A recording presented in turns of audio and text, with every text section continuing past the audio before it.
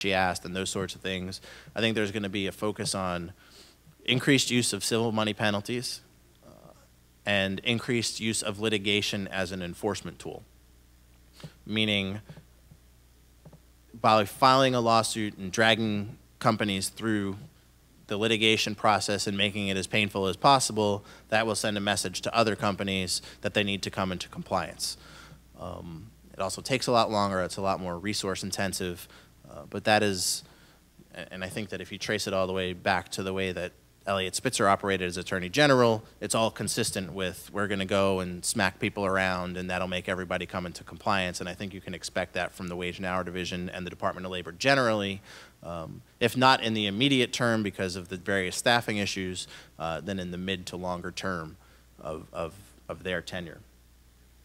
Possible regulatory changes, I've really thought a lot about it, and I don't know, I mean, they rolled back the agricultural provisions, so that doesn't really affect any of you all. The statutory change, there is a provision that has been dropped in Congress that would undo everything that we did under the FMLA regulations. So we spent 3 years working on the FMLA regulations, and Congress is considering rolling all of that back by statute. I have no idea whether that's going to get any traction. And then again, there are issues with whether there's going to be a minimum wage increase. There are issues with the Davis-Bacon Act and related acts. One of the things that I spent a lot of time with on in the Bush administration was the president made a promise to neither expand nor contract the applicability of the Davis-Bacon Act's prevailing wage requirements. So if there was a new funding program, they were not going to, he would veto a bill that had Davis-Bacon prevailing wage requirements in it. That promise was not made, so I suspect there's going to be a lot more funding mechanisms that contain Davis-Bacon prevailing wage provisions. So anytime that you are dealing with a project that has federal funds, you ought to have somebody take a look to see whether there are Davis-Bacon provisions in it. The stimulus bill, the Department of Labor just came out with a memo that basically says everything is covered. There were some disputes between some of the federal agencies and the department on whether particular provisions were going to be covered unless they exceeded a certain threshold level of funding, and the department has said essentially, nope, the law is very clear.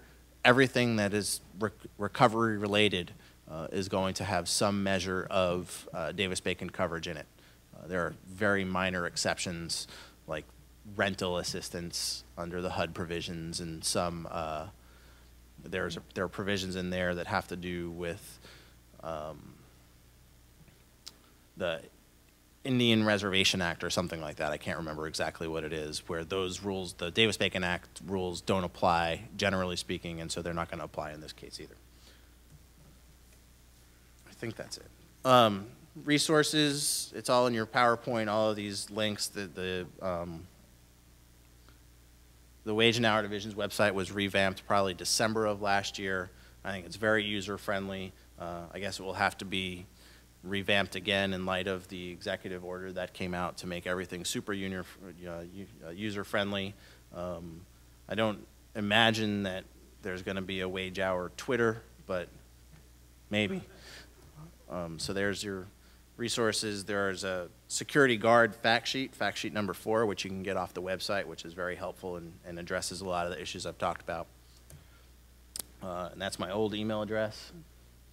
My new one is passantinoa@jacksonlewis.com. So any other questions? Any other issues?